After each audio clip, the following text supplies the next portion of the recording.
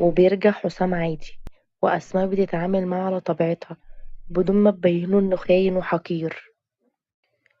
فات اليومين وكان بيجهز هدومه في الشنطة، ولقيت إنه شاري كام ترنج جديد، فقالت في نفسها يا جماله يا ولاد، واخد حاجات جديدة للعروسة الجديدة. إن شاء الله اللي بتعمله فيا يترد ليك يا رب. انت مفكر انها هتحافظ على اسمك وهتكتفي بيك؟ ابقى قابلني.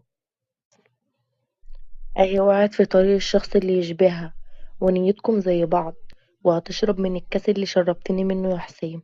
اصبر بس عليا، هخليك تتهنى بيومين شهر عسل، عشان بس انا طيبة.